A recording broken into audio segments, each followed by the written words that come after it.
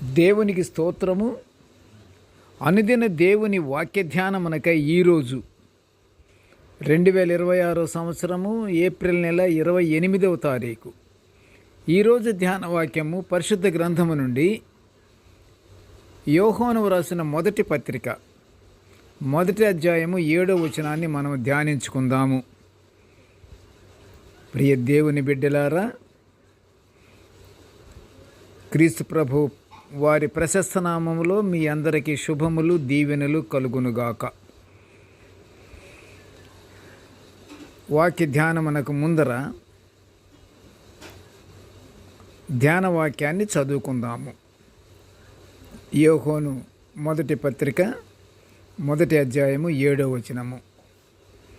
మనమును వెలుగులో నడిచిన ఎడల మనము అన్యోన్య సహవాసం గలవారమయ్యుందుము. యేసు రక్తము ప్రతి పాపము నుండి మనలను పవిత్రులుగా చేయును. ప్రియ దేవుని బిడ్డలారా, ఈరోజు ధ్యాన వాక్యము మనము సంపూర్ణ సమాధానము పొందుకుంటానికి మనమందరము దేవుని వెలుగులో నడుచుచు కలిసి ప్రార్థించుట గురించి ధ్యానించుకుంటున్నాము. మన దేవుని గురించి, ఆయన వాగ్దానాల గురించి, మన పాపముల పరిహార నిమిత్తం దేవుడు ఆయన కుమారుణ్ణి బలిగా అర్పించి మనలను ఆయన కృపాసనం యొద్ద నిర్దోషులనుగా నిలవబెట్టుటకు చేసిన త్యాగాన్ని గుర్తించుట కొరకు మనమందరము అన్యోన్య సహవాసము కలిగి కలిసి ప్రార్థించుకోవాలి అని యోహాను తన సువార్తలో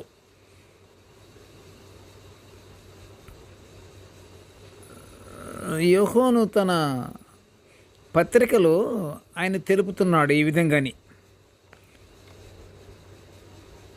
ఏమనంటే, రెగ్యులర్గా ఆదివారాలు దేవుని మందిరానికి హాజరై పరిశుద్ధ గ్రంథంలోని మాటల బోధన వినుట వరకే కాదు, కానీ దేవుని చిత్తమును తెలుసుకొనుటకు హృదయములలో సంపూర్ణ సమాధానము ఏక మనస్సు కలుగునంత వరకు విశ్వాసులందరూ కలిసి ప్రార్థించువారుగా ఉండాలి. ఇది యోహాను గారి యొక్క ఉద్దేశము, ఆయన కోరిక, ఆయన ఆశ కూడాను. మనమందరం ఏమిటంటే కలిసి ప్రార్థించుకోవాలి. సమాజంగా కూడి ప్రార్థించుకుంట అది దేవుని చిత్తము, అది దేవునికి ఇష్టమై ఉన్నటువంటి కార్యము. అందుకే పౌలు గారు హెబ్రీలకు రాసిన పత్రిక 10వ అధ్యాయం 25లో హెచ్చరిస్తున్నాడు. ఏమని? ప్రియ దేవుని బిడ్డలారా, మీరు సమాజముగా కూడుట మానక ఒకరినొకడు హెచ్చరించుకొనుచు దేవుని స్తుతిస్తుండాలి అని పౌలు గారు హెబ్రీలకు రాసిన పత్రికలో మనము చూస్తున్నాము. అది సంఘానికి చెప్తున్న మాట పౌలు గారు. అయితే ఈ విధంగా సమాజముగా కూడుకొనుట చాలా అవసరము, ప్రాముఖ్యమైన విషయముగా గుర్తించాలి అని పౌలు గారు మరొకసారి హెచ్చరిస్తున్నాడు.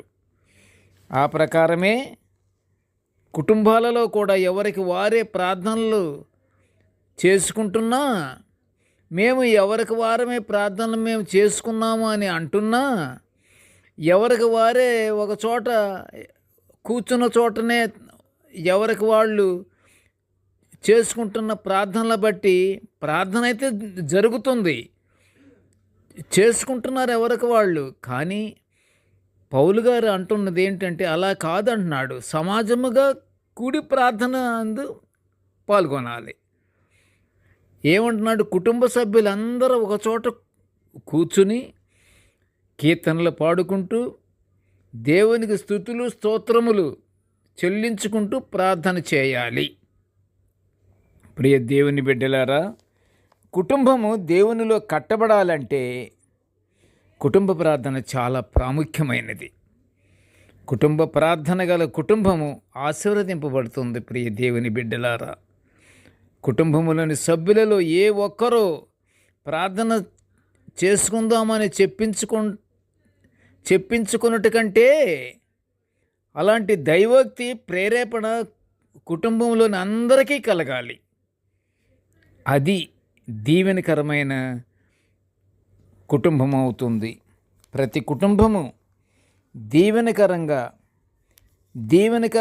కుటుంబముగా ఆశీర్వదింపబడాలంటే ప్రతి ఒక్కరూ సమాజముగా కుటుంబములను అందరూ కలిసి మంచి ఒక కీర్తన, బైబిల్ రీడింగు, ప్రార్థన, దేవునికి విజ్ఞాపన మనము చేసుకుంటూ ఉంటే దేవుడు ఆ కుటుంబము వంక చూచి ఆనందిస్తూ కుటుంబమునకు కావలసినటువంటి దీవెనలు అనుగ్రహిస్తాడు. కుటుంబం ఎప్పుడు క్షేమముగా కృపాక్షేమములతో వర్ధిల్లుతుందని చెప్పబడుతున్న మాట ప్రకారంగా దేవుని ఆశీర్వాదం ఎల్లప్పుడూ ఆ కుటుంబం మీద ఉంటుంది. కనుక ప్రియ దేవుని బిడ్డలారా, మనమందరము ఏక స్వభావము కలిగి ఉండాలి. కలిసి ప్రార్థన యందు మనము కూర్చోవాలి, ప్రార్థించాలి. అందరము చక్కగా దేవుని యందు విశ్వాసముంచి దేవుని నమ్మి విశ్వాసముతో కానీ మనము ప్రార్థన చేస్తే తప్పకుండా మనకి పరలోక ఆశీర్వాదాలు పొందుకుంటాము. ప్రార్థన చేసుకుందాము. ప్రేమగల తండ్రి, కృపగల నాయన, నీకు స్తోత్రములు. అయ్యా, నీ దివ్యమైన వాక్యాలను నిత్యము మేము ఇలాగా ధ్యానించుకునే గొప్ప భాగ్యాన్ని మాకు అనుగ్రహించినందుకు నీకు స్తోత్రములు నాయన. స్తోత్రములు తండ్రి, స్తోత్రములు తండ్రి, స్తోత్రములు తండ్రి.